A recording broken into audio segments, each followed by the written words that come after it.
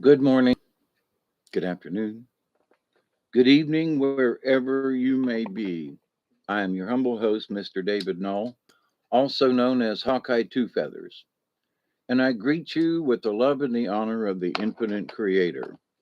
And I continue to pray that each and every day, that each and every one of you will continue to learn how to accept and receive the knowledge, the healing, the wisdom, and the many blessings from the universe. And with that said, I hope everyone who gets here today, um, or who might watch this in the future, blessings to you. And hopefully that your world is not too frantic. Now, these are frantic times. And in my old age of being 70 and a half, at least, hey, Witch Moon, how are you? Blessings to you this day and every day. I have been quiet with the cell phone. I let the battery run out 2 days ago, kind of thing. And it's like, but I have been in some kind of a quiet mode of sorts, pensive maybe. And one of the things that I've been, as you know, because we've talked about back pain, and today's been one of the first days in a long time that I have actually stood up, and it still hurts, but I've walked around the house and halfway felt normal. And I still got some decent pain though. It's above a 6. But it tolerable kind of thing. Hey, Barry, he was just about to call me, huh? I finally got my cell phone charged. Um, what were you going to call me? Kimasabi? But anyway, so in my pensive mode the last week ish, um, especially after, Isby passed away last week. This is Wednesday, and it would have been a week ago, I think, about this time. Well, earlier in the morning, but I mean, this time in the week. Um, but being in this pensive state, I was like, I really want to push my healing. I really want to go outside and finish up the boat out there that I have one more payment and you know, it's mine kind of thing.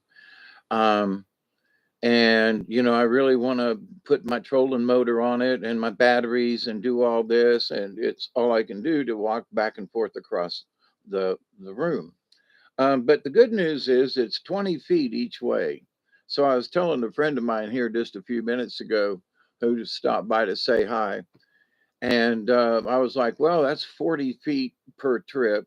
And if I do that 10 times a day, that's 400 feet. So it's like, well, hey, Joshua, how you doing? Hopes everything is going well with you in your world. So, but anyway, so in wanting to be healed from my back surgery and everything, some friends dropped in from Tampa on Sunday and stopped in and visited with me a little bit. And my friend Brad, he was like, I've had back surgery and 3 times, and he goes, it always takes me 3 or 4 months to get back. And I was like, and he goes, it's only been 3 months, and they operated on you twice, and you've got a huge incision, And I was like, okay, so maybe I am trying to push my healing. And so I've been grumbling about it, and damn it, I can't beat it. It hurts and blah blah blah. Why can't I be better? And well, the spirit has been like, sometimes it's best just to sit still. Sometimes sitting still, I'm healing. I gotta let time go by. And as much as I want to push it and make it better, and I'm really,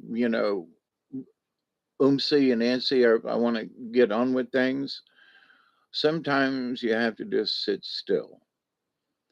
And so in these frantic times, there are people, and not just now, and I'm not necessarily frantic about this, but I really want to move on. I really want to get back going. and I still have to sit down. So why in the hell do I still have to be sitting, you know? Why can't I get up and run out in the yard like I want to? And how come I can't be down on the river like I want to? So yes, I have to push myself, but at the same time my body's going, sorry, you have to sit down. Hey Tracy, hi Miss Pearl. I love you all. I do. Oh, hi Michelle. It takes what it takes, yeah. And so, um, but my mind is like, my mind at times wants to be frantic. So I can relate back in other times of my life. And I know other people who've went through frantic times in the past, and that, I mean, literally pacing the floor and kind of jumping up and down a little bit and squirming and can't sit still and got to go out and do something or whatever, and you become frantic. I've had a lot of frantic times in my life. And I know my friend Marcia, who passed away a couple of years ago, that I've talked about.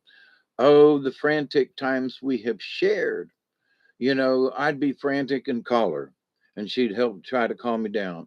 And then there were frantic times that she had, and I mean at 2 or 3 o'clock in the morning, and I'm feeling frantic. Like the time that she called me up at like 2 or 3 in the morning and said, "I want to go to the beach. Come with me." And I was like, "Psst." So we drove down to Panacea, which ain't really a beach, but she wanted to smell the sea. She wanted to smell the ocean. And there's a little place to walk along that's not really a beach there in Panacea, but it's the end of the road and it ain't nothing but water beyond that kind of thing. So we went to the little Panacea beachy thing, which ain't a beach, and took our shoes off and walked in the water. And, it was like 4 or 5 in the morning by that time. And, it was just one of those, she was feeling frantic and wanted to go, and off we went. So have dealt with frantic moments in different kinds of ways in my lifetime, and have watched other people deal with frantic moments. And so, but sometimes, the elders are like, "Hey son, sit down, calm yourself." But grandfather, this thing is happening and I just feel, and I'm jumping up and down, and grandson, sit down. But I have all these feelings, and I'm feeling frantic, and what do I do? Grandson, sit down. But okay. So in order to not necessarily please or placate the elder, by the third time of sit down, Richard, how are you? I have thought about you. Is everything going well with you?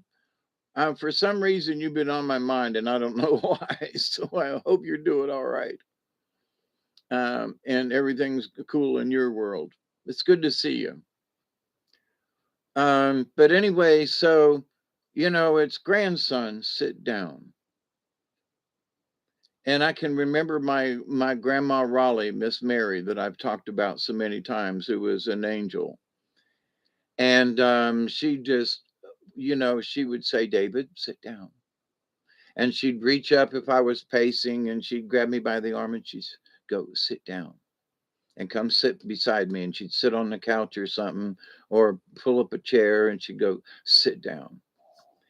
But grandma, and so I can remember the grandma, grandmotherly, yeah, that would be more like the grandmotherly way she treated me. And in her old age, when she was probably in her late 50s and early 60s at this time, she was old enough to eat, and she'd had frantic times too. Her husband was dead, and blah blah blah blah. And she was running a business, and so there were frantic times for Granny.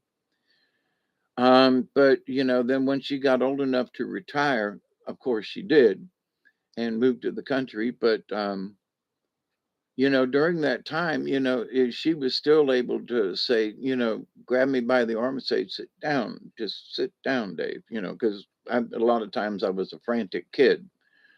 So sitting down was, has been one of those things that, for almost a lifetime, it's been someone to grab me by the shoulder and say, "Sit down, son," or "Sit down, Dave," or even not so much recently, but Hawkeye, "Sit down."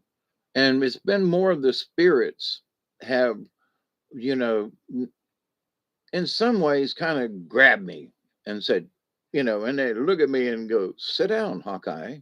This is one of them times you just got to sit the F down." Um, okay. No, we mean it. Sit down. But, no. Now, God dog it, sit down. All right.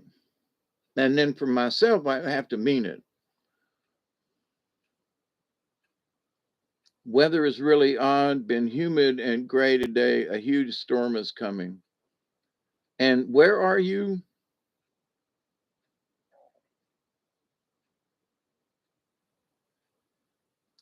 Good, Richard. Been the best and survived. Good, good, good. I don't know why you were on my mind. It was just like certain names in the chat stand out. And just the other day or two, it was like Richard, and your name just kept popping up in my brain, and so that's good. It's we've had strange weather here too. It's been like overcast for the last 10 days. I feel like I'm in Portland, Oregon, or Seattle, where it's cloudy all the time. Because of the weather, and it's just really strange. And Duggar and I were outside just before I started this live stream, and it was actually dripping rain a little bit. Just sputtering. I'm like, what the heck? It's been strange. We've had a decent amount of rain here. Not complaining about that, but mold's starting to grow everywhere now because it's been 10 days of cloud and very little sun that may have peeked through a couple of days ago.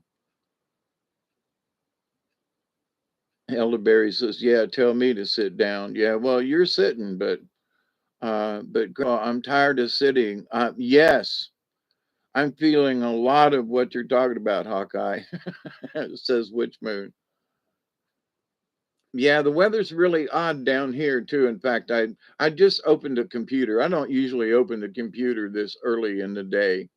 Um, and but I was curious about the weather, and then the spirit said, this is a really good topic because today I'm actually able to move around a little bit better than it's. I still have pain. Okay, it ain't like it's a perfectly clear day, but I'm being more erect than have been able to stand recently, and it's a little easier to walk, even though my back hurts.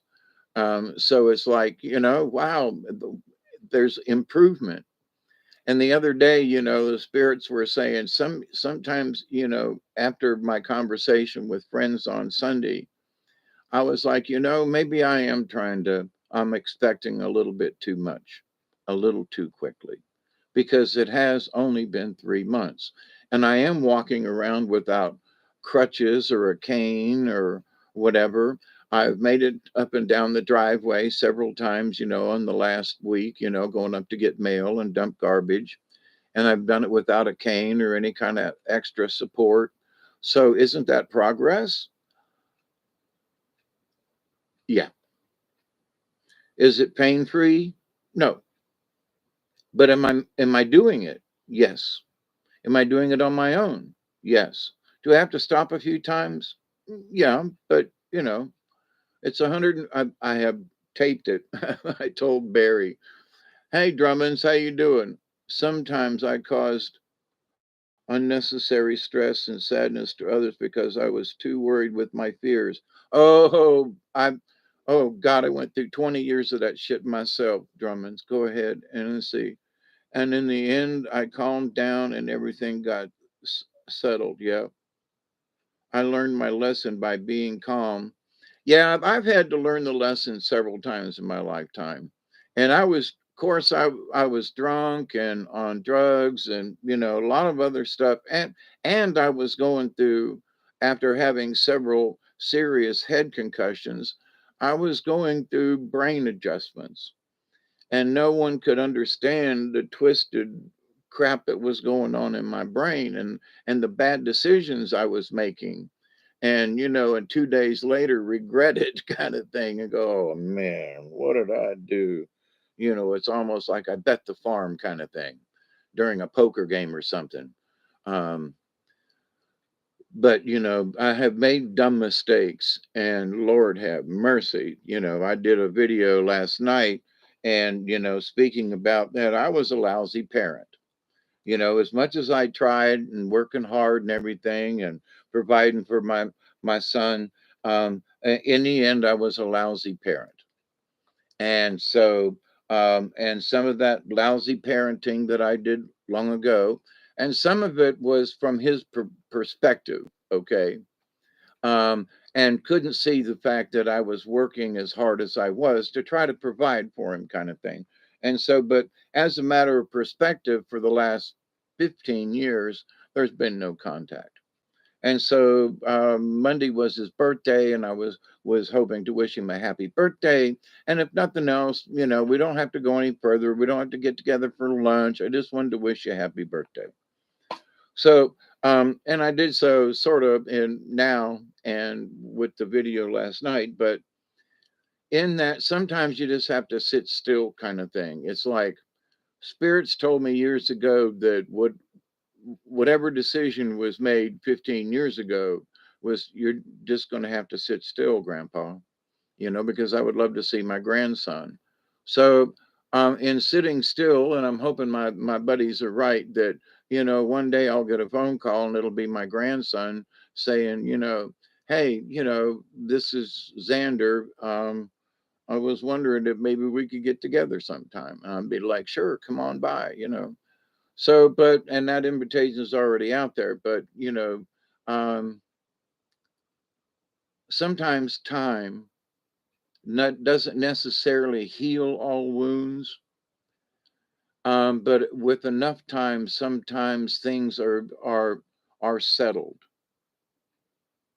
not necessarily forgiven. Now, I don't have any regrets, or I have years ago I called people and said, "Look, if I've offended you, please tell me. Let's walk through this step by step." So I don't have any regrets at this time. And if there's somebody that I've offended, please step forward. Let's have a conversation, and I will ask your forgiveness. Because I don't want anything hanging in my life that I may have hurt or harmed someone at some point. And I would like to discuss it, and if there's any way that I can make some kind of amends, then that's what I wish. So, but sometimes, when you try to make amends with some people, it doesn't work out. But sometimes you just have to sit and wait. And then some things, the universe comes together and you get the opportunity to make amends in some way. So, but anyway, storms are fantastic. Yep. With all this cloudiness, I wish it would just storm, but we have had about 7 inches of rain here the last couple of weeks. So we don't need a lot of water, but if this misty cloudiness stuff is almost depressing. But anyway, but in this time of stress and jumping around, that I see other people who are jumping around and they're just twisting inside, and I can feel by watching their how they're reacting to life. I can feel that, oh my God, I remember a time when, and it will trigger an emotion. I was like, oh man, I spent 2 or 3 days just being frantic about this thing. And then when it came time, it turned out to be nothing. Like, you find out on Tuesday, you've got an appointment on Friday. and it's something that's really important. And so between Tuesday and Friday, you're frantic as a mofo, and you're jumping up and down inside, and you're pacing the floor, and you're frantically calling people, and you become upset. And then Friday comes, and it might not go as, and your brain has went through scenario after scenario at 2 and 3 o'clock in the morning, and you get there on Friday, and it just, and Friday afternoon it's all over, and you go, wow, I was frantic for nothing for 3 days, you know. Oh my God, look at the energy I expended. Look how tired I made myself. And as a puppeteer, I would go to places that I'd never been before, and I didn't know the people, they're paying me, holy crap, one mouse chasing another across the floor in open daylight. Man, we got to have a talk here. We got to have a talk. Where's my snake when you need him? And so I would work myself up into such a frenzy about, am I going to get there on time? And is they've sent me a picture of what the place looks like, but you don't really know what the venue's like till you get there. And then you get there and they've changed, and they say, well, rather than having it in this room, we decided to put you over here, or they did this or something, and you have to shuck and jive, and you got 45 minutes to set up before you have to perform. And so all this time driving there and meeting new people, and the day or two or three beforehand, and how what's the story going to be like, and is this going to be, how much of a crowd is, how old are the kids, what's the venue? And I would work myself into such a tizzy that by the time I got there, I was almost dog tired, and I was like, and then I had to perform for an hour or two with whatever I was hired to do with the storytelling or puppets or whatever. And then afterwards, I was just like, but in thinking back, God, I got here and everything worked out fine. And, look at the last 2 or 3 days you just put yourself through. And then a month later, I'd get another show somewhere and I'd do the same freaking thing over again. And it was cyclical for me to put myself through 2 or 3 days of tizziness before a show.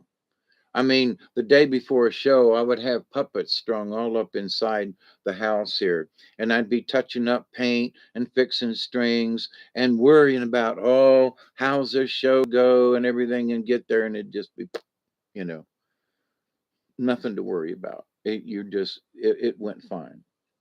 So, you can create your own frantic issues. My dad and I had bad relationship. Okay, I tried to get close, but I was too much the wild child. He died in '05. Never got to say goodbye. Y'all would be same age. Oh, really? Me and my father had a bad relationship. I had to hand him his P45 as a parent. He was never seen my son, who is now 22. Worrying is like a rocking chair. You can rock all day, but you won't get anything but uh, tired. Yeah. Hey, Mark, how you doing?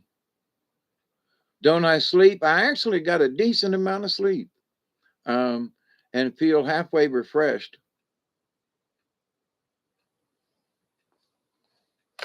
Oh, the scroll went down. Yeah, I was able to,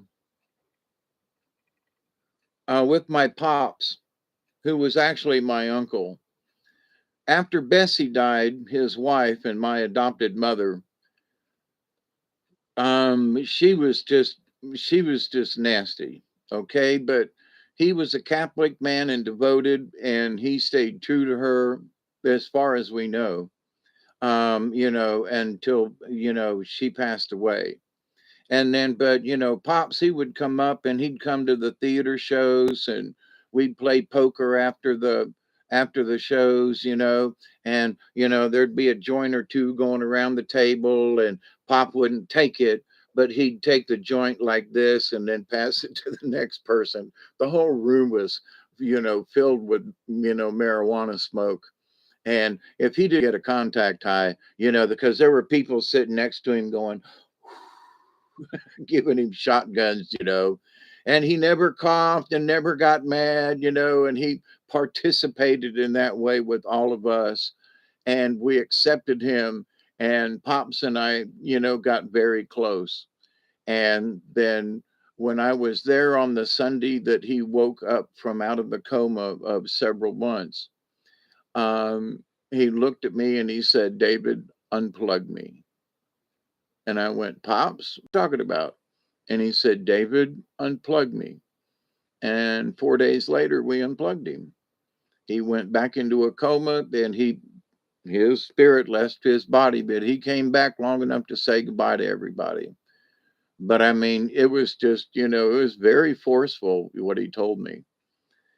And so when it came time to unplug him, and I told him, I said, "Pops told me on Sunday when I saw him before I came back home up here, I said, he told me to unplug him." And everybody was like, "What?" This was it's Thanksgiving dinner. And I said, "I'm not trying to be rude, everybody, but I said, he told me Sunday to unplug him." And I thought he was joking because he was awake and he was alert, and but now tomorrow we're going to go unplug him because we unplugged him the day after Thanksgiving. We just figured it would be rude to do that on a Thanksgiving. So he had to endure being in his body for another day. But then it was over on the Friday. And sometimes you just have to sit down. It was like, "Hi, Durumps, how you doing? Mark the arc, try commuting with said fox. Try communing with said foxes." Yeah, there's some weird dreams going on around there. Um, and as my shaman in training kind of thing, I sometimes wonder, if these dreams, da, da, da, da. Anyway, uh,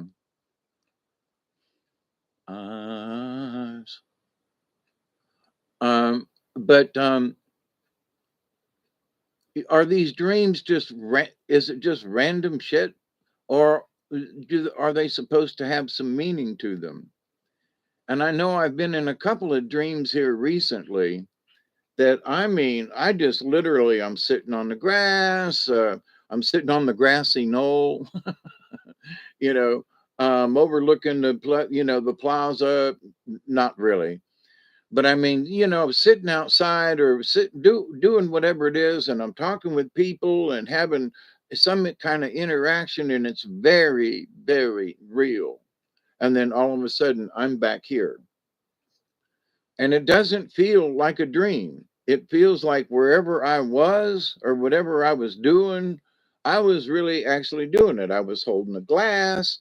I wasn't dreaming about holding a glass. I could actually feel the glass.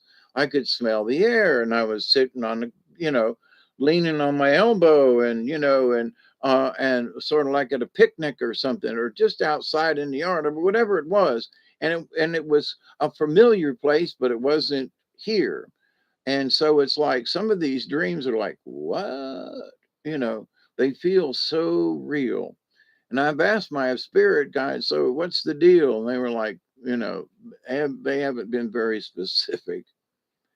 I think the dreams that are really meant for me stand out more than the other things, if you know what I mean. But it seems like all of the dreams have something to do with something. I ain't got a clue what, you know. Um, I know it's like I'm a 40-ish type age as a person versus 70. But there are times as a 70-year-old, I don't feel 70 years old. I really don't. And I can't wait for me to be able to walk around better and get back to doing stuff again. But it is what it is. So, in this frantic time, and the sitting still doesn't mean that you give up.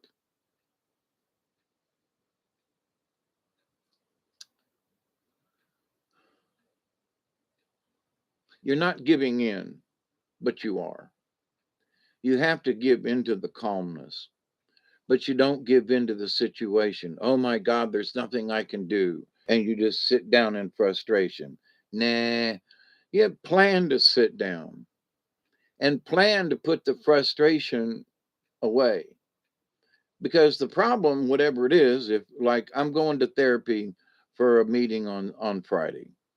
So this is Wednesday. So in 2 days, I will have by this time I will have already been there, but I'm not really anticipating anything. I am a little anxious because I'm hoping that with the physical therapy they might be able to apply to me will help me to walk better, and I'll get better. I say quicker, but I will get better with the help of some physical therapy. And so, you know, aiming for that point of being able to, kayak and do and get back to some normalcy. So, am I anticipating this? Yeah, but I'm not worried about it, and I'm not really antsy about it. I'm anxious. If I can get in the pool there, that would be just freaking great. Be able to swim around at least once a week or something. Oh my God, how great that would be. And it be charged to, you know, my well care thing. But watch a bear pop out. What? Water flooding and half destroyed the city building. Oh my goodness. Wow. Also flooding me too, but some years ago, but 2 days the same dream, but another position. That's interesting, Durance. It's like sitting on the, I'm thinking sitting on the hill where I was at in this one dream. I'd be sitting here looking at the house, and the next time you'd be at the house looking back down the yard, kind of thing. I got it. We manifest what we expect. Not necessarily, Michelle. I think if somebody's got intent with it, but there's been some things that, in dreams or whatever is like, oh, fuck, excuse my language, but I would not want to manifest that. Mine are recurring with the same theme and feel to them always ruins, flood water, and derelict buildings.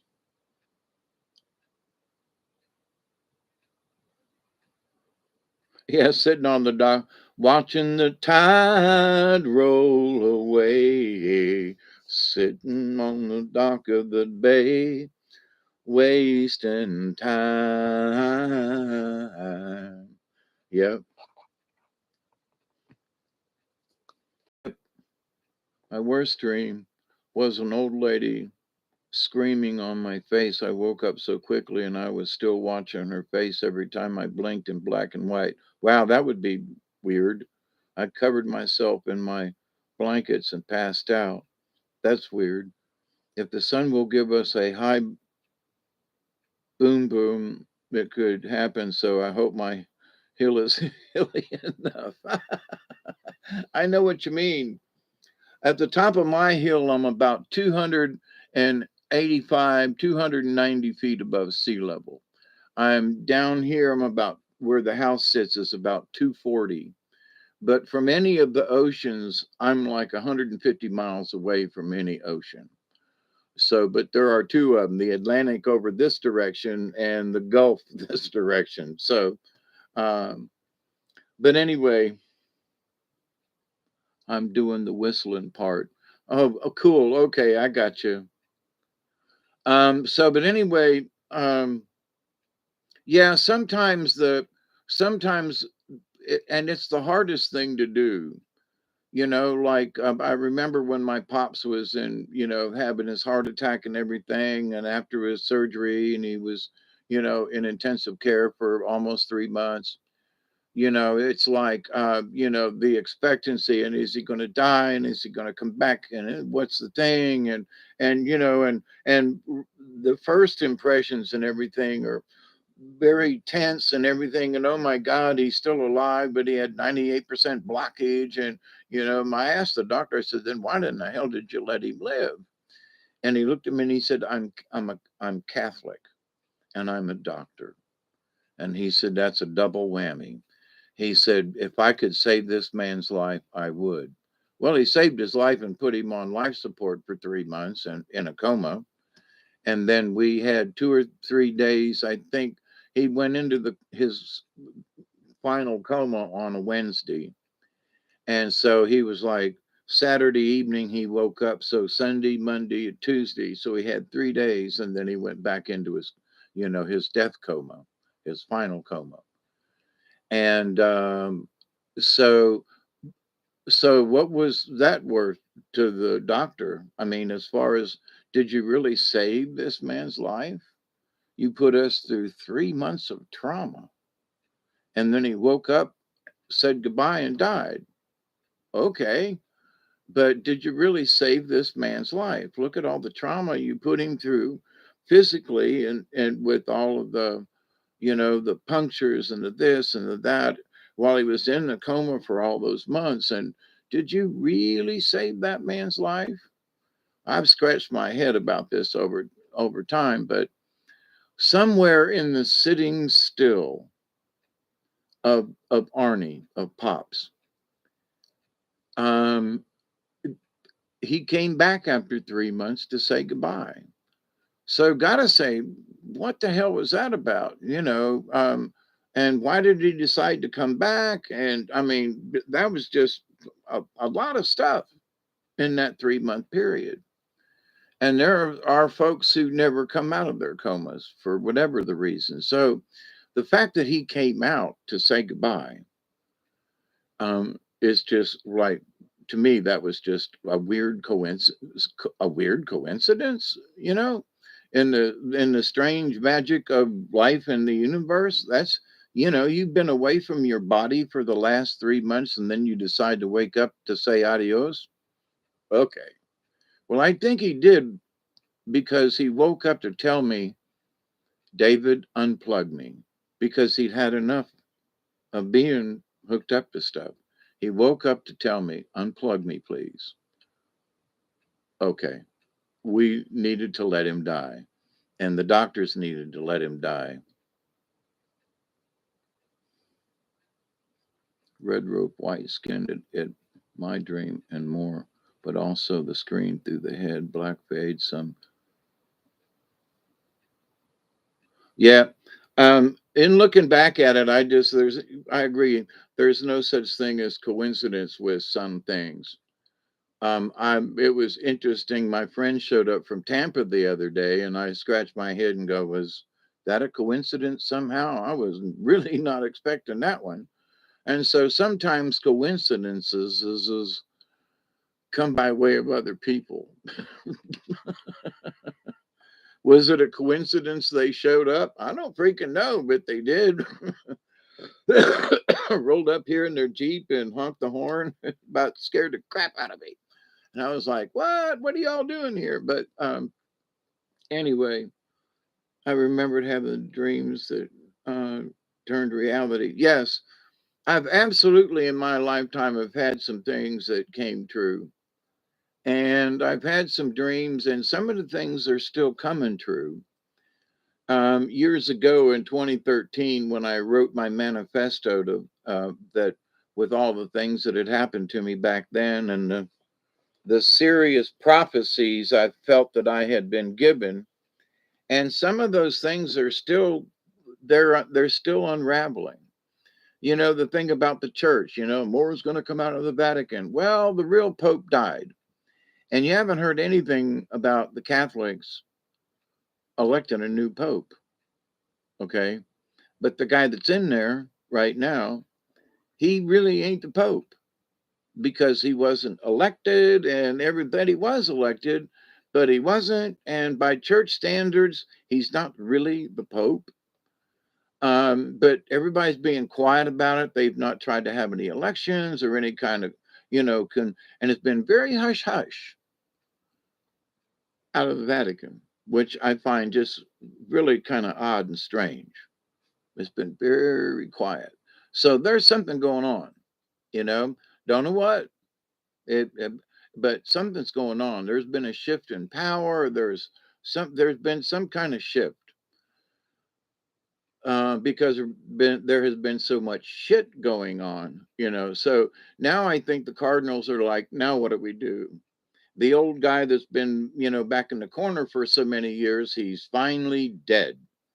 You know, now we've got this guy that's been sort of the front man. Now what do we do with him? You know, do we go ahead and really honestly elect him? And there are the folks in there going, but he's a Jesuit. Yeah, well, but he's not a Roman Catholic. He's not Roman Catholic. You can't elect a Jesuit as a Roman Catholic. You know, he's going to have to give up his Jesuitism and convert to Catholicism. What? You know, a lot of folks don't understand this little tryst between the Jesuits and the Roman Catholic Church. But the fact that, you know, so something's going on, and the fact that he is a Jesuit, the Roman Catholics are like, no, we can't, you know, we have tolerated this, we have put up with this, but we can't sanctify him into the church because he's a Jesuit. So anyway, there's some quiet stuff going on. Yeah, I'm going to hang out with you until the 20 mark. I got on here at, you know, 5:15 and was going to do a 20 bowl with everybody and then got to yakking and saying hi to everybody. Um, but yeah, there's some strange dreams floating around in the universe.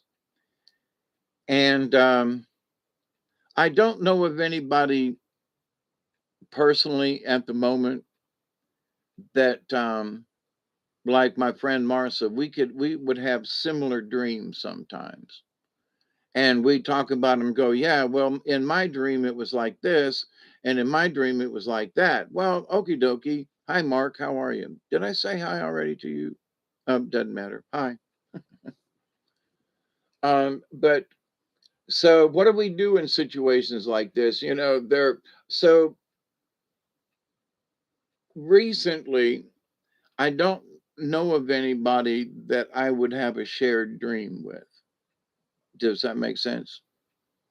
Um, I haven't established that psi connection to where we might have a similar dream. Now, that doesn't mean I couldn't have or wouldn't have, but you know, presently, you know, all them folks that I knew are all dead and passed on. So it's okay. So whatever these dreams are that keep going by that are just seem like they have plucked me out of a I don't want to say a movie set, but in a way it is because but everything is so perfect and everybody is genuine and it's not made up. But they pluck me out of the scene. I'm pulled out of whatever it is, and it's almost like I have overtaken this body or whatever. And up to this point, it's always been a male body. I have not been plucked into a female body yet. Who knows? You know, I might be transformed. Nah, at this point, nah, I don't want to be transposed. Unless it's necessary, you know, I would rather not. Um, and they're telling me, yeah, but I was a female in one, you know, a couple of lifetimes ago. Yeah, I know. But anyway, um, in my last lifetime, I was a bully towards women. I mean, a real bully. And you know, this lifetime is like, nah. And I think that might be the reason why I don't have a mate at this time in my life is because um, I was such a butthole in my last life. Michelle says, I had an apocalyptic dream the other night. Something in the sky. Oh, crap, it went by. I had a dream of the pit opening up and a large black winged creatures come flying out by the thousands. Wow. Only when Diesel will survive this apocalypse. Tow Road says only Vin Diesel will survive this apocalypse. Yeah. Him and Sylvester Stallone, you know, and maybe Arnold, you know. Yeah, there are sometimes my life feels like a movie too. It really does. The Truman Show. You know, I've never seen that movie. Chuck Norris, yeah. You know, I never really got into Chuck Norris. I just, there was just something about the guy. Like, I know there was a lot of folks that just liked him, and I don't know. There was something about him that just seemed fake to me. Even though he was a good karate guy and everything, um, and inspired a lot of people and all that kind of stuff. And I just, Chuck Norris, yeah, okay. Yeah, but it's Chuck Norris. Yeah, okay. What about them Three Stooges, eh? What? You know, but Chuck Norris, okay. You know, for whatever reason. We better move next then.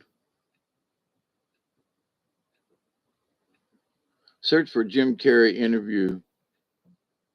Weird. Yeah, there are certain actors that I have a trouble watching, and Jim Carrey's one of them. And after seeing him do this spoof about the triangle and stuff and the third eye and things and stuff, and he's been elected to some things, and you know, um, I it's hard for me to watch even a clip of Jim Carrey.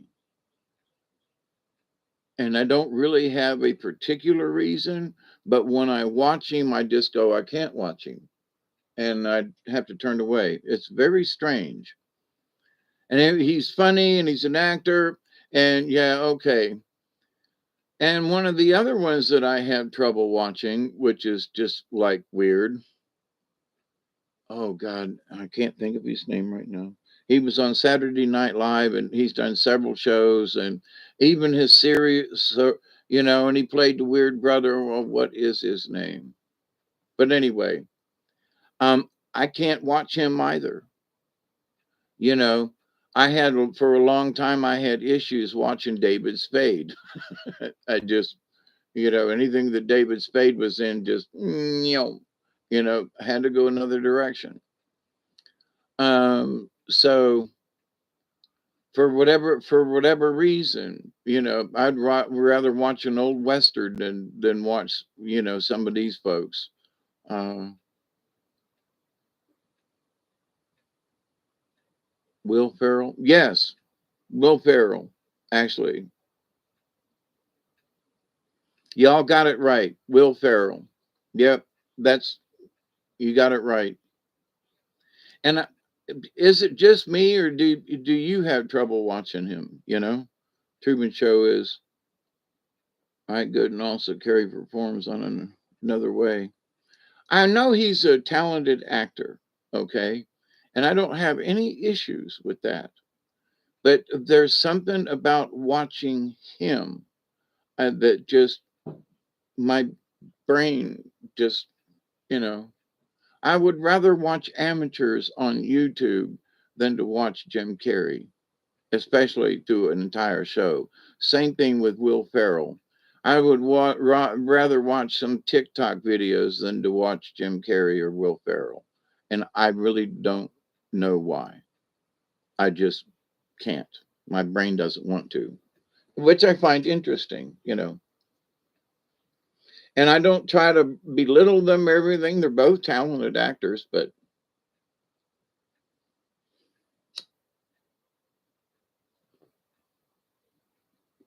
I had issues with Tom Cruise for a while. And then it might have been Mission Impossible 3 that I kind of like gave up hating him or something. I don't know, but I just I think it might have been his time on Oprah when he jumped up and down on the couch or something that just put something in my head. Or the fact that, he's Scientology. And I don't, okay, if you want to believe in that shit, go right ahead. It's your choice. Um, but oh, Top Gun, oh, Top Gun. Yeah, okay, it was a movie. Get over it. There were a lot of other actors and a lot of other movies that I think deserved as much credit or accolades as Tom Cruise. Oh my God, Tom Cruise. Okay, get over it. What about this guy in this movie? Or what about this actress in this movie? And what about this? Well, but Tom Cruise, Top Gun. Okay. I think it might have been the Jets and so forth. Who knows? But what about the Jetsons? Uh, where's our flying cars? But anyway, it's 6:06. So in a few minutes, I'm gonna light this bowl back up and then say adios to y'all for this afternoon. But I wanted to get on here. I just felt, agitated enough, and I'm not agitated really, but in the way that, sometimes when we think we ought to be up and doing something, might not necessarily be the right thing to do. Now that doesn't give you an excuse to be lazy. Okay. This is not a lazy excuse. This is the excuse to sit down and put your feet up and contemplate the situation and let the nervousness go by, let the tension go by. And sometimes you know, there are certain subjects in life, I will say, that for some things you got to sit in the chair for years for something to develop or happen or for somebody to come around or whatever. So there's an antsiness that can take different levels. Like, for example, maybe reconnecting one day with my Jazzy Fi. Blessings right back at you. Good to see you. But that, you have to sit in the proverbial imaginary chair and stay calm, sometimes for years, for things to, you know, I hate to use the word manifest, but for things to come around and happen, so it's like, and we can be and say, oh, like my, I'm thinking of somebody. Oh, my son will never call me, and well, she died, and he never did call. But she stayed frantic about it all the time. And oh, I'm in the hospital, and my son won't call me. Yeah, okay. I was in the hospital too, twice, and nobody came by. And it was lonely in that big old room by myself. Um, but you have to just put up with whatever you have to put up with. You have to tolerate sometimes, and you just have to sit still. And it can be aggravating, and it can be frustrating as shit, you know. But if you think that you've learned it once and that'll take care of the rest of your life, I just want to say, think again because it will sneak up on you. Later on in life, I was talking with a friend of mine the other day, and she was like, you know, 2 or 3 years ago, I never would have thought about this. And I was like, what's that? Well, a friend of mine died, and she was the same age as me. And she goes, most of the people, now she's in her late 40s, right? Kind of sort of pushing 50. And she's like, I'm almost 50. Next year or so or whatever, she's going to be 50. And I'm like, yeah, I'm 70. Hello, you know. Um, oh, but my God, and so there are developments as you get older that will put your brain in a tizzy or a frenzy that you just didn't expect. and won't expect. You can say, well, I can anticipate this, but yeah, when you get there or when you get become of age, of whatever age it takes you to have these certain realizations, and believe me, the chemicals and hormones in your body will change. For men, our testosterone level goes, it ain't there no more. And so, and testosterone for men is like, it really keeps us healthy. And when it goes away, it really affects a lot of stuff, not just your manhood kind of thing, but it affects your mood, it affects your muscles, it affects your reaction time. It just affects a lot of stuff. So when men lose um, that um, testosterone, we lose a lot of our manhood in that way. And I don't mean just sexual prowess, blah, blah. I mean, we lose our manhood. Forget the guy downstairs. I'm talking about we lose muscle mass, we lose stuff, and our body changes like drastically. And for women, it's menopause. And I think when men lose their testosterone, we should call it womopause, because if it's menopause for women, then it should be womopause for men. But anyway, all men go through it, you know, don't care who you are, don't care what you take or however, you're gonna go through it. Now, there are some people who take supplements and things that can boost the adrenaline and not adrenaline, testosterone. But the testosterone does affect the adrenaline, by the way. But anyway, so, but with that said, though, we men have lose a lot.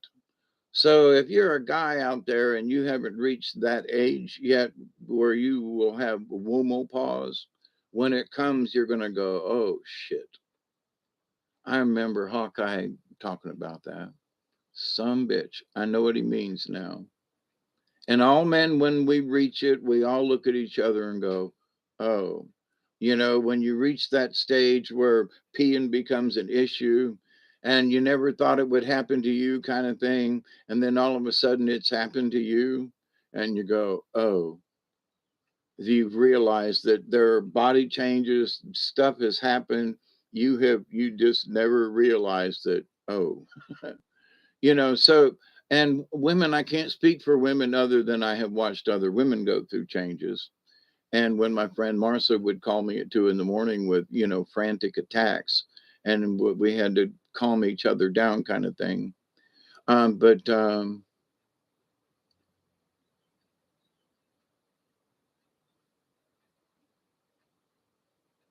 hey, Lady Spitfire, how you doing?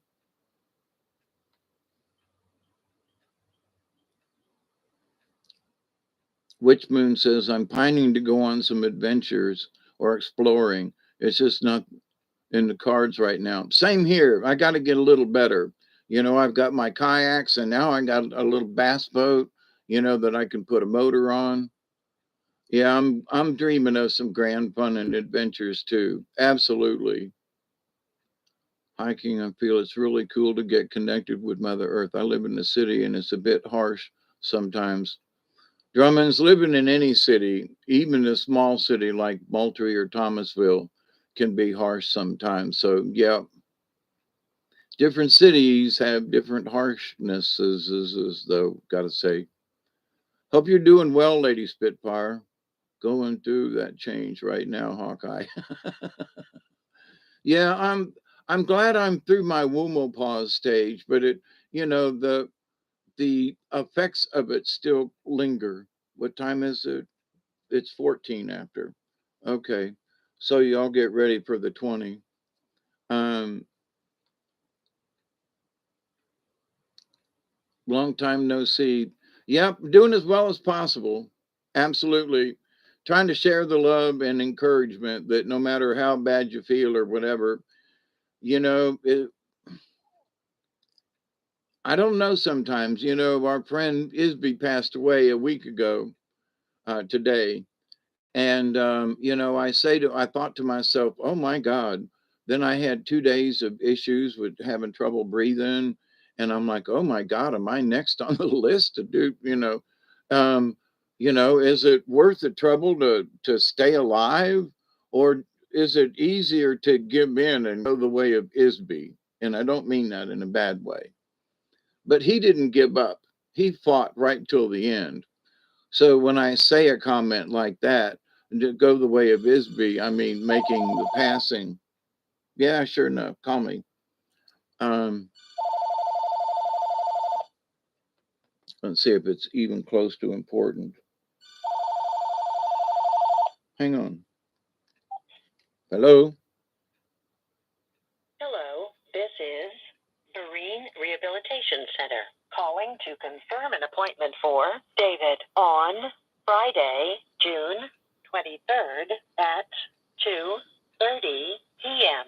Located at 3100 Veterans Parkway South. Please arrive 15 minutes early.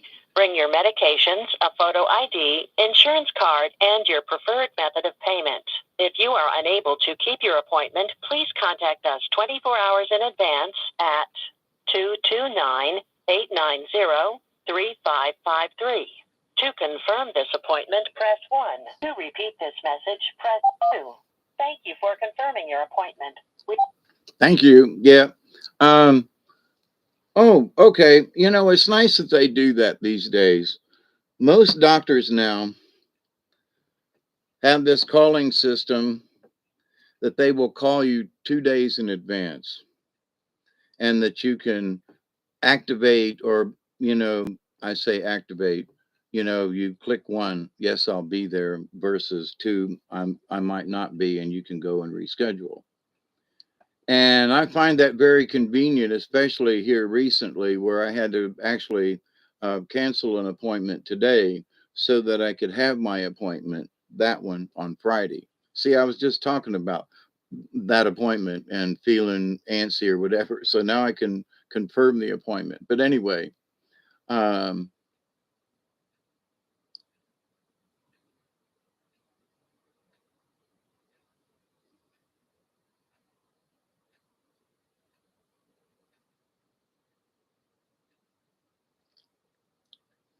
so putting this out there, as soon as I get better, I'm gonna do a kayak trip on the river, and it's going to be for Isby.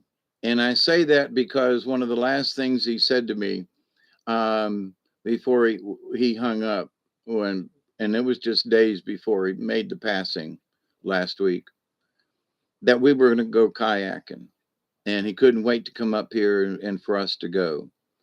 So I said, "Promise, team, we'll go kayaking." So as soon as I'm better, I'm going to go kayaking, and Isby's going to be very strong on my mind. So I'm kind of putting it out there that anybody that wants to come, you know, it's going to be another month or so, it looks like. You know, might be August or even the 1st of September, but there's going to be an Isby paddle. And it might just be me and Duggar, but you know, there's going to be an Isby paddle, and he's going to be on my mind, and I hope to videotape it, you know, the trip and so forth. But you know, there's going to be an Isby paddle. So, but anyway, and as much as I would like to go do it like this afternoon, I have to sit still and wait. It's just not the time yet. So I know I'm kind of stuck. I'm, you know, I'm limited to my traveling at the moment. You know, and that as much as I would like to go somewhere, I think it's the spirit's mild way of saying, "Nah, sorry, kid, you got to sit still a little longer." So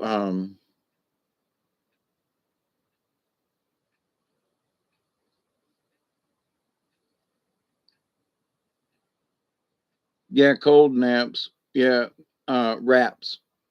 Uh, and as I learned from the physical therapists, if the cold doesn't work, then it may be that it's the wrong thing. It may be that you use hot. Not every time should you use cold, and not every situation should you use a heating pad. So that's one of the things I hope to get a little bit more knowledge on when I go to therapy. But I have discussed this, and it's like, well, you know, put a cold pack on it, but if it doesn't have any effect, like pretty quick, that and it causes you some discomfort, then it might be that you need to take that sucker off and put a heating pad on it. Not too hot, but warm, and there's different ways of doing it. You can put rice in a sock and throw it in a microwave and create this really cheap heating pad thing for your neck. Nurses and friends of mine have done it for years. I don't have a a microwave anymore, so I can't I can't do that. But there are other ways of doing stuff to get you can take warm water and put it in different kinds of containers, and something that's like an ice pack, but you warm it up over the toaster oven for a few minutes, and you don't want to bake the damn thing and cook it to where the goo comes out of it, but you put it in for on toast for a minute or two, and it warms up, and you can use that on your shoulders or neck or other place. Now I bought this huge heating pad that's behind me right here. It's like almost 36 inches long. It goes all the way down to my back. It's got a really neat, you know, display panel here. It's on button, and you can select how hot you want it. Up to 5 or 6, is it? It's on 2 right now. 3, 4, 5, 6. Yeah, and then back to 1. I usually keep it on 2 because that's like really warm. And then this other setting up here is how long before it automatically shuts off. So it was $35, but let me tell you, it heats my whole back at the same time. It's great. It was worth the $35 I spent on it at Walmart. Um, where the never mind. I can tell you where it is in the multi Walmart, what aisle it is anyway. But but sometimes this heating pad just nope, it ain't right. I got to go for an ice pack in the fridge. So but yeah, sore muscles, and it's 22. I missed the 20. Oh well, gonna pick it up on the other side.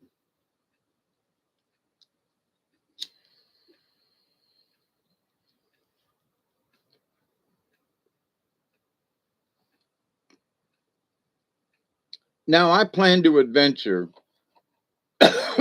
hopefully in the near future. That near future, though, may be in August or September, and that will be because of my truck, whether or not I can get it fixed, and how quickly I can get it fixed. Um, so I've got the money to get it fixed, but I don't have the means to get it fixed. If that makes any sense, I've got enough money for the parts,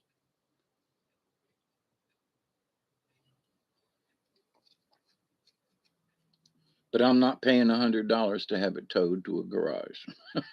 That ain't working. But so I do intend to go on an adventure. I had to buy a portable air conditioner unit last. Got it on now at 15C, 16C. Yeah, I've got a unit that my neighbors let me use last year, but power wise, it really sucked. I mean, it literally sucked the juice. And so I'm looking at buying a small portable air conditioner.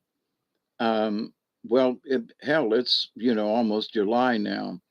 But I haven't, it's been overcast and cool, so I haven't really needed it, except that the humidity in the house is like really tough. And sometimes it gets tough, as my neighbor was saying. He goes, we live down here in a swamp, and the humidity is so high, and he's even swampier than I am next door. The creek literally runs right by his house. I mean, Dave's Creek runs right by the damn thing, you know. And so the humidity is very high over at his house, which is just a few hundred yards that away, right? But me being more up on the hill and out in the open more, it's humid, but not near as bad. That blows. Yeah, it really does blow. But I need to look at getting a small unit. Maybe I can just get it delivered here to the house. They deliver all kinds of shit these days. Maybe I just need to go on Walmart site or whatever and pick an air conditioner out, and because I don't really need a big one. I just need something that will, help take some of the humidity out of the air. And his is an older model. I mean, they took it out because it's an older model, and I don't think it's near as efficient as it could be. So, and but I could, I could stand to get an air conditioner, that's my own because of the humidity. And now with my heart condition and lung issue, to have the air conditioned uh, is more healthy for me. And that was the reason why they brought the air conditioner down here because I was having trouble breathing last year. So, is my breathing episode the last couple of days a warning sign physically for me to get an air conditioner? Maybe, you know, maybe. So, but anyway, it's good hanging out with y'all this afternoon. I'm I got to try to make it up the driveway and go dump some garbage and see if there's any mail to collect. And plus, Duggar needs his walk every day. We need to take our walk, and Duggar needs to go out and he needs to take a poo and all that kind of stuff. And he likes to run, and all the cats outside they follow me up the driveway as well.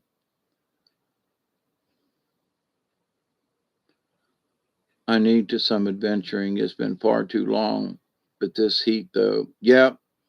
And see, right now it's a hard time in the middle of summer for folks to go adventuring.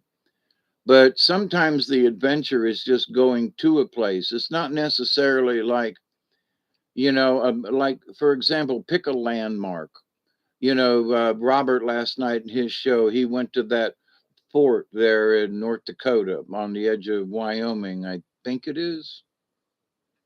But anyway, um, what is the state next to? Anyway, um, Montana. But anyway, that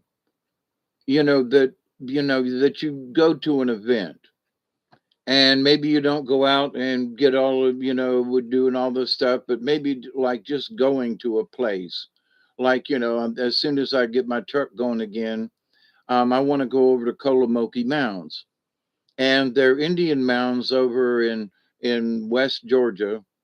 Yep, West Georgia, and that behind me, um, and close to the Alabama border, and take some pictures and do a little walk around. And I don't know if I'll be able to do it live. I'm hoping that my camera will be able to do something like that, but I'm going to at least videotape it with my camera and then upload it. But do a thing about the Kolomoki tribe and the people in the area and that kind of thing, and do a little showing up Native American from this area. And I'd like to go back up to Macon, where they've got a big Indian thing up there as well. So where the mounds are. So it might not be that you can go and do something grandiose, but it might be that there is some place that you can go and maybe just go and sit. Wow, I came to the mounds, or wow, I did this thing, or so the adventure might not be the adventure as a youngster. Like I'm like, wow, I wish I could do that again. But it may be the fact that you put forth the effort. And it might be that you roll down the windows and don't take the interstate, but take a back road and smell, it might be hot outside, but roll down the window and feel like it, get the feel of stuff, So, but anyway, and you'll be sitting, but you can still be on an adventure. So I've been lying on cold gel packs and taking cold baths. We have a couple of small window units, but it's an old trailer. Our heat index has been 105. Oh man, that's crappy. Which moon you're in Texas, right? Mine is portable, is still very heavy. It's energy related. Yep. The tap is even warm for a minute when you run the water. Oh, the cold water. That sucks. When I was on the carnival, all of our water lines lay on top of the ground. And of course, our busiest season was during the summer. So we didn't have to worry about hot water because if you ran the cold water, because the pipe the pipe all of the water lines that were laid back in those days were all black because they were potable water hoses, and cost extra money, and they still sell that. We didn't just run, a regular hose. You have to buy the potable water type hoses, and but interesting in that, that all that black hose laying out behind the trailers in the hot sun, you'd turn on the water and it would be steam coming out. know. It was so hot. And so you'd have to use the hot water in the house, which if you didn't turn on the heater was actually cold.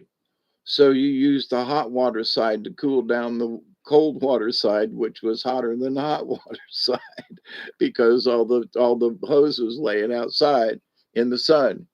It was interesting growing up like that, on the carnival with things like that. But anyway, well, listen, folks, I don't want to keep you.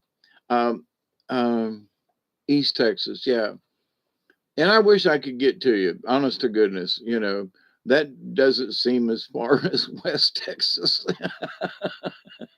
What is it, 1,000 miles across Texas? Well, it seems like it. It's 300 miles. Georgia is 300 miles long, you know, but Texas is like, I don't know how wide.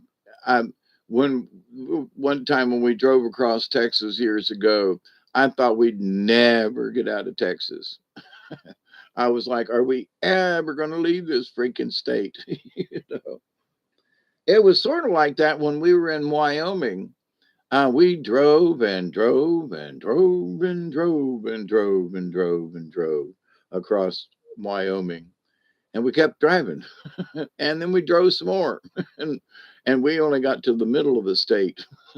And then we turned right and went north, Sheridan, Wyoming, I think it was. But anyway, and then went up into Montana, but drove and drove and drove and drove. Them states out there are big. They might not look that big on a map, but when you get there, you drive and drive and drive and drive. But anyway, so, and sometimes on those drives, what do you got to do? You got to sit. You got to sit and sit and sit. But sometimes them long drives, turn on some good tunes, not necessarily crank it up, but put on some Moody Blues, put on some traveling music. Uh, what happens in Texas stays in Texas. Yeah, because it's too far for anybody to know what you did. Oh, anyway,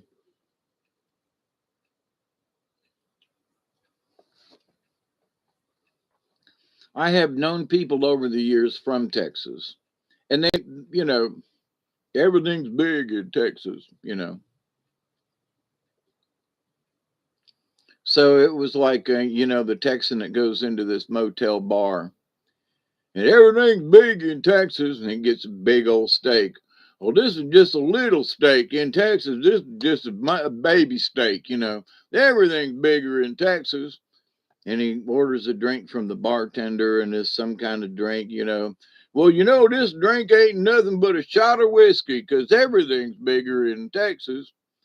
So he keeps bragging about this, and there are people around the bar that are getting a little agitated with him. So, but they're buying him drinks, and they get this poor old Texan drunkard and snot, right? And he's like, "Well, son, everything's bigger than Texas, and I don't want to share what I got, but I got to go to the men's room. Where is it?" And bartender kind of snickers and winks at one or two of the guys at the bar, and he goes, "You go down this hall here." Now, remember, this is a hotel, motel. and they have an indoor pool. And he goes down the hall a couple of doors and turn to the left. And they all go to snicker and what's wrong, boys? You want to come see what's even bigger in Texas? Follow me. And he goes down two or three doors and turns to the left, takes two steps and falls in the pool. And everybody at the bars down there looking in the door, and all they could hear was this, Jesus Christ, please don't flush it. Please don't flush it, because I know everything's bigger in Texas. He thought he'd fell into a commode. But anyway, that's a really bad joke from the old days. Everything's bigger in Texas. Lord Jesus, don't flush this toilet. Anyway, so I hope you all have a good evening. Born in West Ohio. Yeah, I was born in Ohio too, in Dayton. Actually, Cincinnati. So that's sort of west, southwest thing. Born in Cincinnati. Yeah, when we went through Cincinnati last year, I was like, wow, I would like to go back. That looks like an interesting city sitting on the Ohio River, and there's hills and mountains and stuff around and through there. And that was really interesting there in yeah, I forgot the name of the damn city already. Oh, goodness gracious. Yeah, me and my sister are supposed to go up Cincinnati, for Christ's sake. That was a joke back in the day, but um, yeah, everything was, it must have been from Cincinnati, for Christ's sake. Yeah, if you couldn't figure something out, it must have been, from Cincinnati. But anyway, it was a bad joke, but funny at the time. Um, but yeah, we're supposed to go up and visit our relatives and brothers and sisters up there at Christmas, and try to spend at least a week up there and not have to hurry anywhere, but actually spend some time with them. And so that'll be cool. So we'll see. Lynn and I are still kind of planning on it, but you never know until it gets time to actually go, whether or not you can, kind of thing. So yeah, WKRP in Cincinnati. Hey, Mossy man, how are you? Yeah, it would. My brothers have gone ice fishing up there. They have traveled as far as drove up to, like to the Great Lakes kind of thing. Drove the length of, well, from where they're at, it's not too far to go north. Not even to get into Canada because they're past midway up in the state where they live, Bell Fountain area. Well, Bell Fountain, not the area, but Bell Fountain. And up you go up to Lima and hang a right, but but they love to go ice fishing, and so I would love to go ice fishing with my brothers. That would just be, cart that little house out there and drill a hole in the ice and go ice fishing. I just think that would be cool. I'm here, Mossy man, and trying to get better every day. So, and even if I'm not better, I fake it. A whole lot of faking going on, a whole lot of shaking going on sometimes. It gets a little creepy, when your body starts shaking and your body goes to quaking and you can't and you come to find out it's your bowels. Oh my God, there go my bowels. I had an incident the other day that, like, what? Cleaned me out. I thought I would, had taken something. But anyway, God bless you all. Um, I want to go up the driveway before it gets any later. And, but Spirit just moved me today to come and say hi to you in the afternoon when it was light time outside. And, oh my God, there's thunder. Wow. This is like 10 days in a row now. We've had overcast skies and it's been weird. It just kind of sets a mood. And I can see where folks out west in Seattle and Portland and places along the coast. And when the fog rolls in, I've been up there when the fog rolled in. Oh my God, you can't see shit. And it'll be cloudy in the middle of the daytime, and it's because Mount Rainier that's got a lot of snow on it. As in the summertime, as it heats up, that snow turns into fog, and that fog just dissipates, and it'll keep it cloudy. And so when we were up there, we were like, boy, we really want to be able to see Mount Rainier and the snow on it. And we ended up driving all the way around Mount Rainier and up to the snow line on July 4th, mind you, snowballs, and had a snowball fight in the parking lot up there at the snow line where there's a lodge up there on Mount Rainier. And, people were skiing and stuff. And I'm like, this is July the 4th.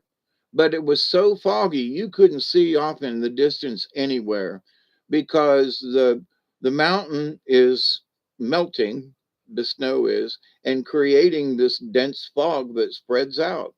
And so there are very few days that people can actually see Mount Rainier from the distance because of the fog it creates. I was amazed, and I mean it's thick.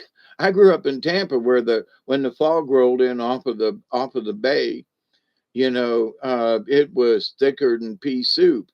But the fog that was up there in the mountains, it was a cold fog. And that's the other thing too. Snowball's chance in hell on July the 4th. Now I'm telling you, with somewhere I've got some pictures, of us throwing, snowballs at each other and up there on the snow line. And then come off the mountain, and it's just a regular day in July kind of thing.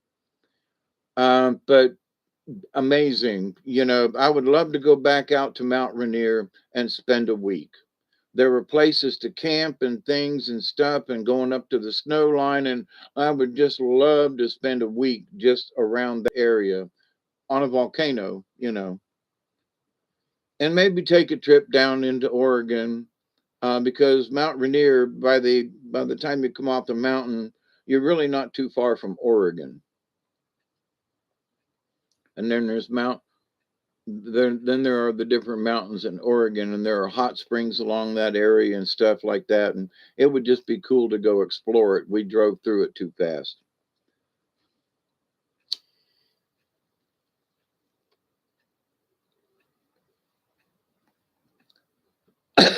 I'd like to go back up into the redwoods again. Those mighty redwoods, if you've never seen them,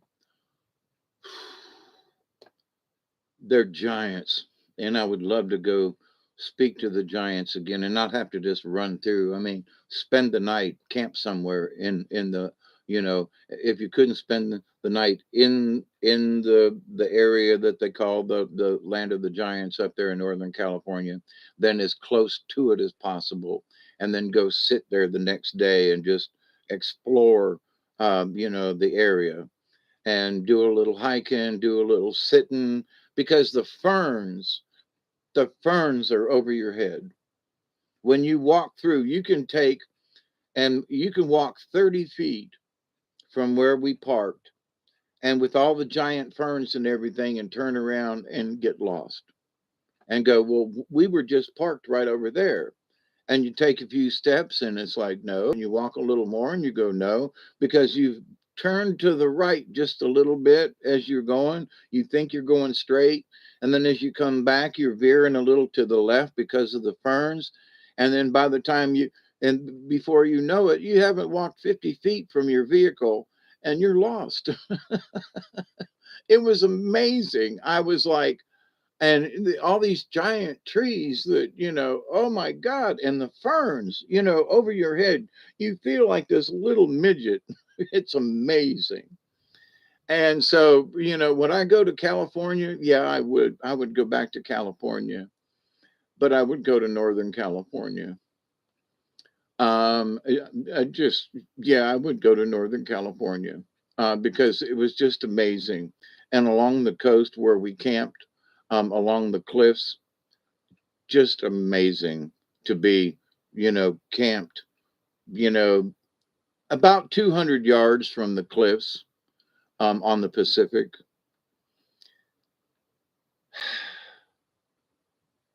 Gotta say, you know, it was breathtaking. and you just had to been there. There were deer that lived in that area that just came through the camp, and we got to watch the sun go down and seeing the Pacific Ocean.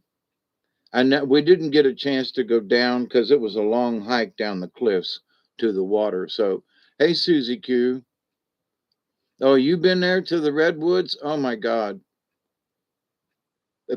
breathtaking just doesn't do it justice. I mean, in North Georgia mountains, there's some really big trees. And I've been, all along the Appalachians and out down here in the South, I've got some really big trees on my property that are close to 200 years old. These things are huge, but the redwoods make these things look like toothpicks. I mean, literally. And these pine trees, close to 200 years old at least, um, you know, but the redwoods, so much bigger and so much more grand. Oh my goodness. And if anybody, if you could save up money and say, well, what would I do for an adventure? Drive to Northern California and go see the big redwoods. It will be, you will, of all the things in my lifetime, there are certain things like when I rented the jet skis on Lake Mead when it was full. We drove right up to the back of the dam. Now there's this great big, white streak. There was no white showing when we were there in 1999. And we were there probably the last time it was really full, which is interesting. It's gone down ever since. We jinxed the dam. We jinxed the river when we were there, but no, it's not our fault. But we were there before any of the water went down. But anyway, um, we had made a trip through the West and up to Seattle and down the coast a ways and then across and down into Las Vegas. And so I've been all the way down through Las Vegas across through the desert. Didn't have a chance to stay, but we stayed 2 days in Las Vegas and went to the dam and toured the dam and went down inside and saw all of that and the local area, near Henderson, Nevada, and went and played the slots and went and played some blackjack. Won a little and lost a little, and my limit was $100 and I lost it over 2 days and was very happy. I had a lot of fun, but but being on a jet ski on Lake Mead above Hoover Dam, playing around for an hour and a half, just nobody out there. There weren't any boats. And it was like July the 6th or something that year. And now the marina that we went on, rented the boats from, the marina is not even there anymore because the water has gone down so much. But that's a memory. The memory of doing the snowballs 2 days earlier when we were on Mount Rainier, but those certain memories that just stick with you, like, man, I wouldn't have traded that for nothing. Well, I wouldn't have traded nothing for the hour and a half that we spent in the redwoods in Northern California. It was worth the trip just for that. And we were only there in the redwoods for like less than 2 hours.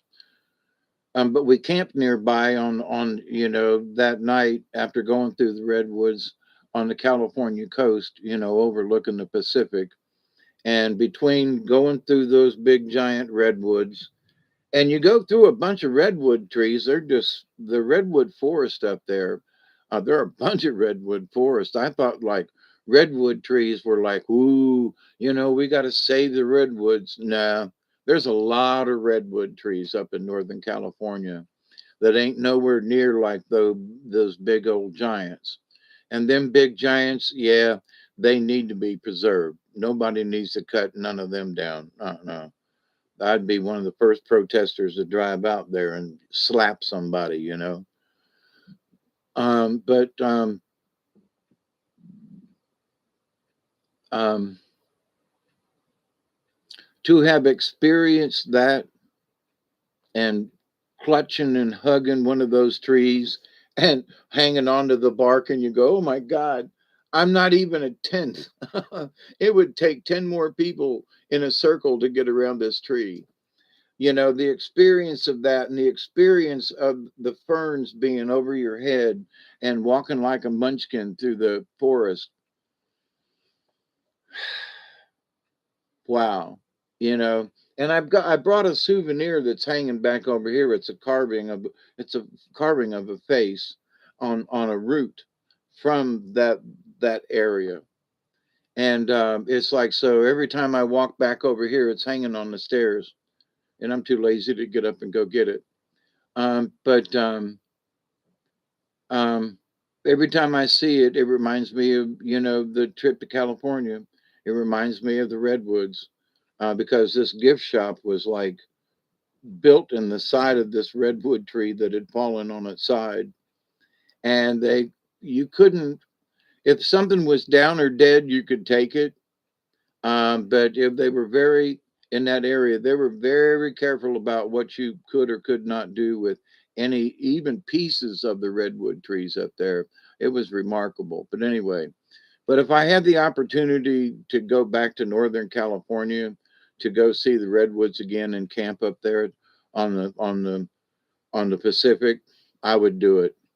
The rest of California, yeah, yeah. But Northern California, there, yeah, buddy. So let's go on a trip. Let's rent a motorhome and all of us go. I don't know how much it would cost, but oh my God, to be able to go do it before I pass, to be able to experience it longer than just driving through and stopping for a moment, but to like spend the night up there or 2 or 3 days in that little area up there.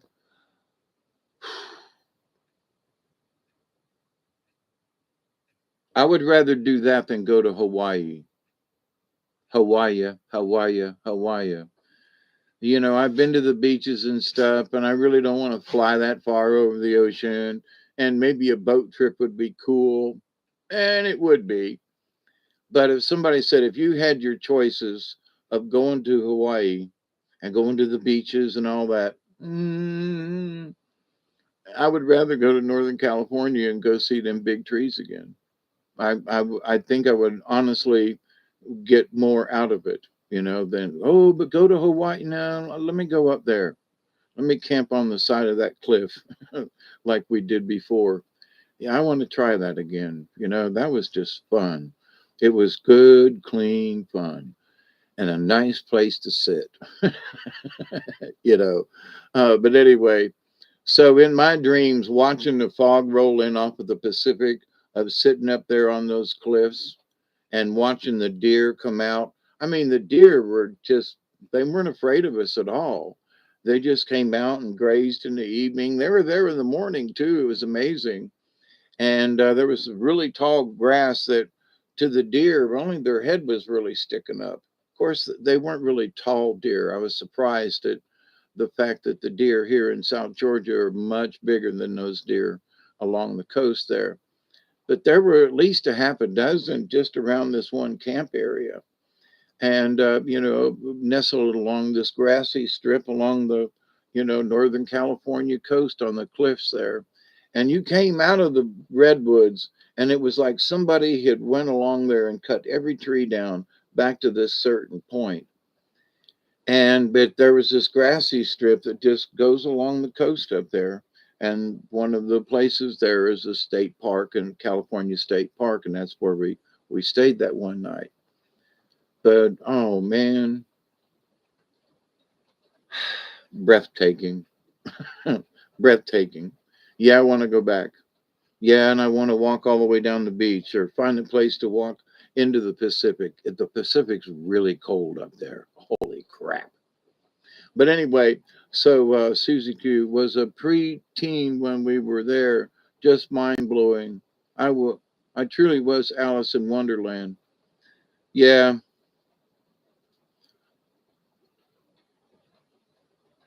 need you a hillbilly pool? They're easy to make. I'd love to go to.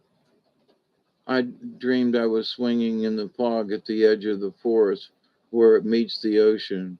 It was very foggy. I think it was Washington or California. There are similar places. When we came down the coast when we were there, um, it Washington didn't have the coastline that I was anticipating. But when we got into Oregon, then the coastline picked up to where the pictures that I saw, kind of thing. So, not to say that Washington didn't have that kind of thing, but um, we tried to get to the coast in Oregon and we got certain places, and it was like, and over here, but when we got to Northern California, there were places where it was a lot easier to access, like literally right up to the cliffs, where it was very difficult for us to find the places we traveled south to get to the point where we got um, to that state park where we went. So, and I was kind of disappointed in that. Oh, the road goes right along the thing. Yeah, we didn't find that road. And we were looking. We wanted to drive along the coast and look down the cliffs and stuff. We didn't find that road. Not that it don't exist, but we couldn't find it. Um, but so anyway, that's one reason why I'd like to go back out there and spend a week just up there. And just go back up into southern Oregon and up along in there, and then back down and maybe even go on up into Washington again, because Mount Rainier was just cool. So maybe 3 or 4 days in Northern California and 3 or 4 days up on Mount Rainier, and anywhere in between along the Oregon coast. To me, that would be one hell of a vacation, to spend 2 weeks, split up not counting the trip out there and back, but just 2 weeks in up there. I remember when we were coming back through the Sierras, we had cut across the middle of the state and ended up in Reno, Nevada, but we didn't know that just up the mountain in California from Reno is where um, um, the Donner Party was, and where the cabin and everything is. And we camped that night almost in Donner's Pass. We were like 10 miles. There's a state park up there. And that night that we camped, and it was like the 5th or 6th of July, and there was still snow on the ground. I mean, I woke up in the morning and the canteen was frozen.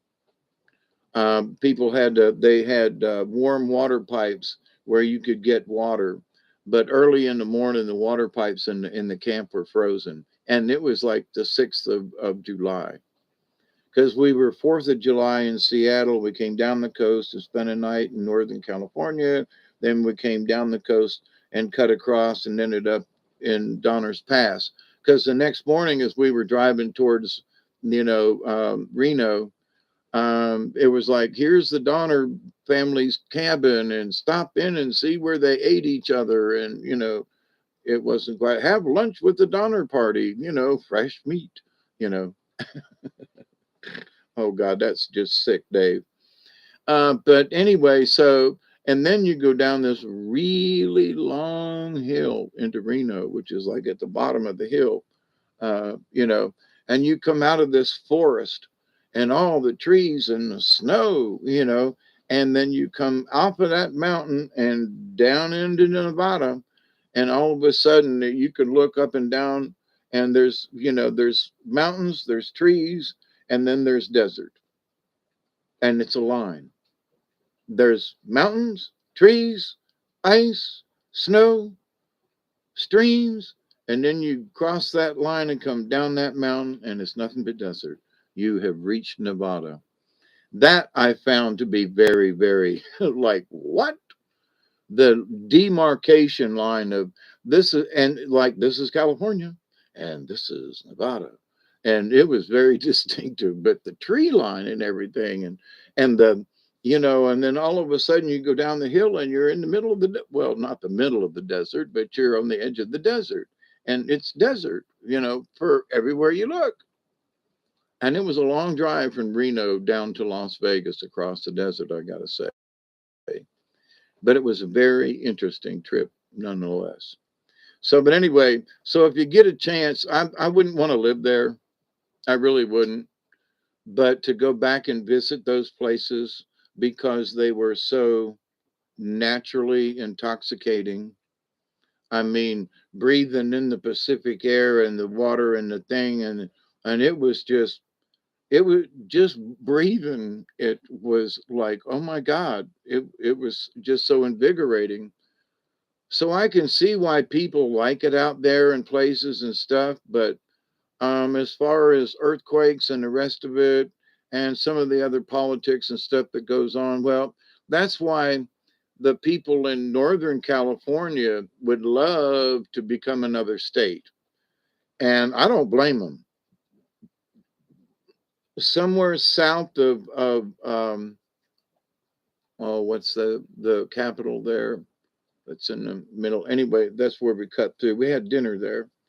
Um, but anyway, south of there, and the closer you got to San Francisco and stuff, somewhere along in there, there ought to be a demarcation line.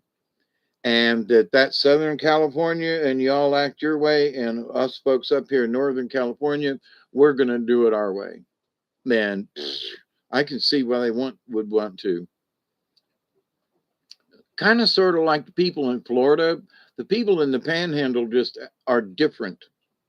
So about Gainesville, Florida, maybe Ocala, if you cut across the state there, people south of there act different than the people north of there. They just do. Um, but anyway, so I love you all, and I hope you have a good evening. And it's starting to really rain here. I wonder if we can make it up the driveway before it pours. It's coming down pretty good. Dang it. And my roof is still leaking. I'm attending another seagull funeral. Oh, dadgummit. Why are they dying? Yeah, send the love out. So with all the crap and jitteriness that's going on out there in the universe, just sometimes just sit down. And it doesn't mean that you're running from your problems or anything, but sometimes you just need to sit down and just let it calm. And as hard as it is to want to sit down sometimes, for me, I keep learning this lesson. Just sit down. Yeah, but I feel like I should be doing something. Calm down, because maybe, I feel like I should be doing something is an open aired statement. So I feel like I should be doing something, but you don't really know what, but you feel like it. And so the feeling is there, but you don't know what. So you got to sit down in order to figure out what you should do. So if you feel like you should be doing something and you get up and just start moving around, then that's not really doing anything any good, you know. But if you say, man, I feel like I should be doing something, let me sit down and ponder this. Aha, you know, aha, that's the lesson for the day. Maybe I should sit down and ponder this. You're welcome, Richard. Good night to you, and love you too, my brother. You too, Witch Moon. Uh, Thank you for reminding me. I always feel like I should be doing. Yeah, and Witch Moon, we will make ourselves feel guilty over it, and we will feel ashamed that we didn't do enough when we thought we should be doing something. And I know that I have shamed myself. Damn, you should have done this and blah blah blah. And like, hang on, wait just a cotton picking minute. Maybe not. Maybe not. For whatever the conditions or whatever. So maybe not. But when we shame ourselves for not doing something or getting her done or whatever, when maybe it's like, hard just to walk across the room, and then we build this shame and guilt and stuff. And that's just, and Which Moon, I know you just answered yes. Um, That's just wrong. That is just wrong. Love you too, Chloe. Thank you all for coming and hanging out this afternoon. But I just wanted to send this message out, and I was going to keep it to an hour, and it's almost 2 hours now. So it's like, well, even in my short term, just want to say hi and make it not too long. But folks come on and we share, and I just can't shut up when somebody comes on and we're visiting with one another. So. Um, I guess if I want to say something, I need to record it and just post it instead of trying to do a live stream. But I love doing the live streams and I love hanging out with y'all. And I love the communication and be able to share the love. Like, Richard just left. And for whatever reason, I was thinking good thoughts of him the other day, but he was just one of them folks that was on my mind. And I was hoping he was doing okay. And I don't think we've seen him in the chat recently, but I haven't really been doing many videos. So, but it's good to see him in the chat today. And we interact with one another, and the interaction between y'all and and with me, I'm the moderator of this crazy show. But the fact that we get to interact with each other is just a blessing to me, and it fills my heart with glee. Wee! Glee. Wee! I'm gleed. I'm gleed all over. Glee. Gleed. If it's more than one glee, it's gleed, plural. So I have been gleed. Ween. So it's almost to 20 and I'm piped and ready to go.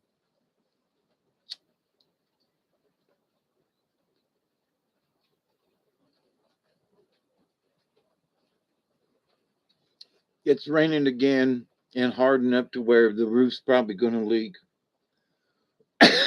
And so it'll drip right here on the computer. So I'm going to say goodbye. Happy 20. It's 7:07 in the evening time here on Wednesday. And I love you all. Please be safe. Spread the hug, spread the love. If nothing else in the world, we can share a smile. So I continue to pray that each and every day, that each and every one of you will continue to learn how to accept and receive the knowledge, the healing, the wisdom, and the many blessings in the universe. And even though my roof leaks and will have to put a towel over all this here in just a minute, I still appreciate the rain. And I continue to pray that each and every day, that each and every one of you will continue to learn how to accept and receive the knowledge, the healing, the wisdom, and yes, the many blessings in the universe. And in that law of three, which is important to you and me, I continue to pray that each and every day, that each and every one of you will continue to learn how to accept and receive the knowledge, the healing, the wisdom, and the many blessings in the universe. So if your roof leaks, get a pan. I got to get a towel and cover up my stuff here in a minute. So I love you all. Please be safe. And maybe the rain won't flood us out this time. So until next time, be safe. Try to stay dry. You know, get out your mucklucks. You might need them. So cheers, everybody, and stay safe. Love you.